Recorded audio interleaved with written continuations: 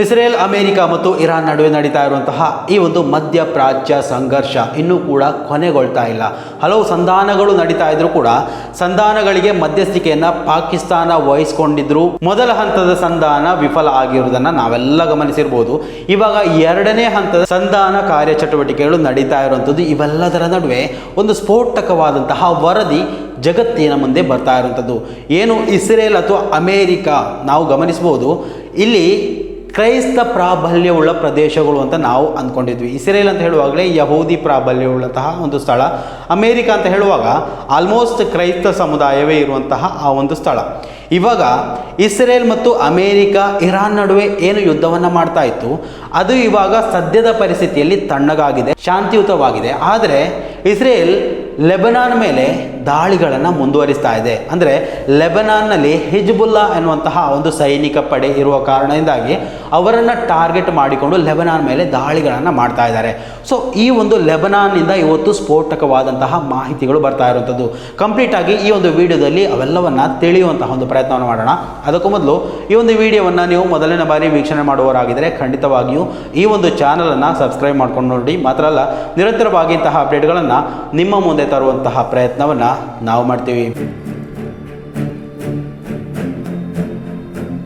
ಸ್ನೇಹಿತರೆ, ಯುದ್ಧದ ನಡುವೆಯೂ ಮಾನವೀಯತೆ ಅಥವಾ ಧಾರ್ಮಿಕತೆಗೆ ಗೌರವ ನೀಡಬೇಕು ಎನ್ನುವುದು ಯುದ್ಧದ ಒಂದು ರೀತಿಯ ನಿಯಮ. ಈ ಒಂದು ಯುದ್ಧದಲ್ಲಿ ಮಾನವೀಯತೆಗೆ ಗೌರವ ಕೊಡಬೇಕು. ಮನುಷ್ಯರನ್ನು ಹಸಿಯಾಗಿ ಹಾಗೆ ಮುಗಿಸಿಬಿಡೋದಲ್ಲ.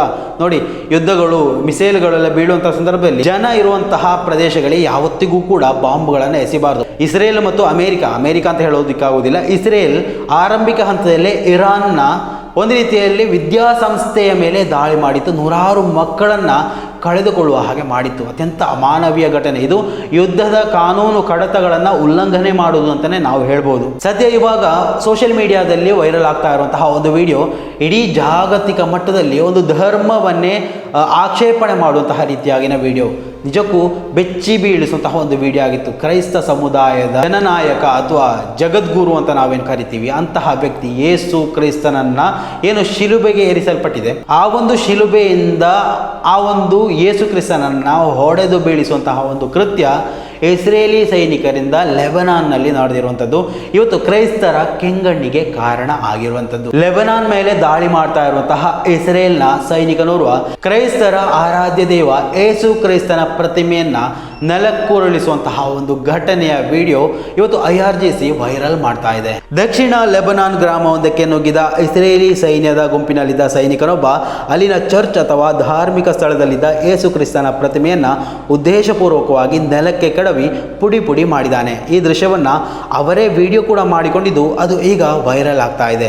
ಕೇವಲ ಪ್ರತಿಮೆ ಧ್ವಂಸ ಮಾಡುವುದು ಮಾತ್ರವಲ್ಲದೆ ಅಲ್ಲಿನ ಧಾರ್ಮಿಕ ಭಾವನೆಗಳಿಗೆ ಧಕ್ಕೆ ತರುವಂತಹ ವರ್ತನೆಯನ್ನು ಕೂಡ ಸೈನಿಕ ತೋರ್ಪಡಿಸಿಕೊಂಡಿದ್ದಾನೆ ಅನ್ನುವಂತಹ ಆರೋಪ ಕೂಡ ಕೇಳಿ ಬರ್ತಾ ಇದೆ.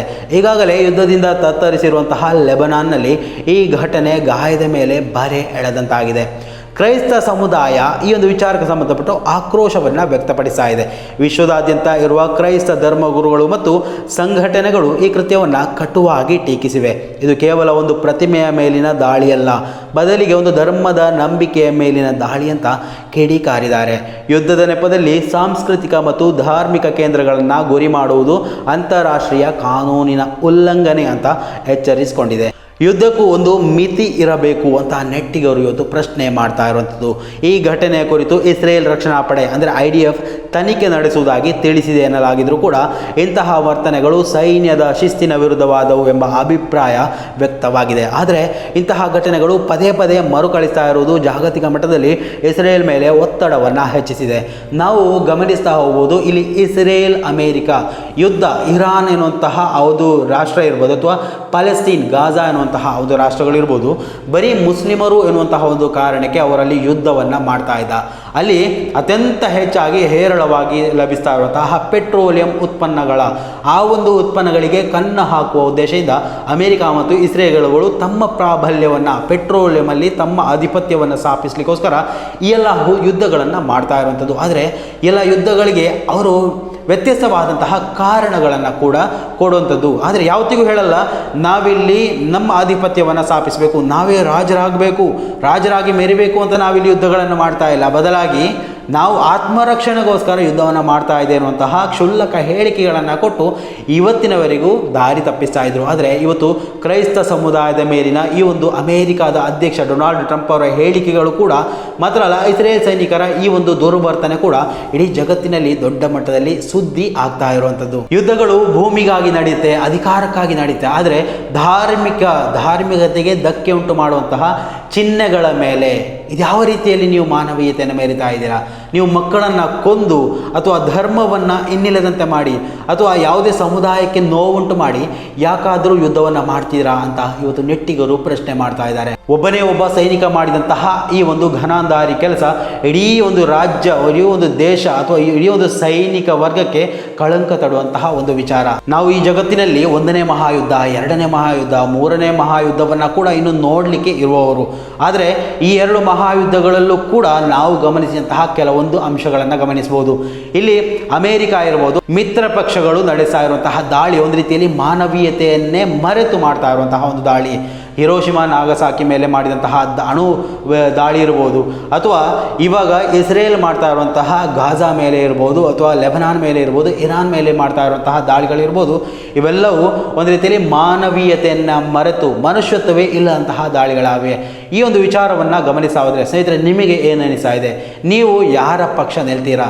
ಕೊಲ್ಲುವವರ ಪಕ್ಷದ ಪರವೋ ಅಥವಾ ಬದುಕಬೇಕು ಎನ್ನುವಂತಹ ಹಂಬಲ ಇರುವಂತಹ ಪಕ್ಷದ ಪರವೋ? ನಿಮ್ಮ ಅಭಿಪ್ರಾಯಗಳನ್ನು ಕಮೆಂಟ್ ಮಾಡಿ. ಮುಂದಿನ ಮಾಹಿತಿಯೊಂದಿಗೆ ಮತ್ತೆ ಭೇಟಿಯಾಗೋಣ. ಅಲ್ಲಿವರೆಗೂ ನಮಸ್ಕಾರ.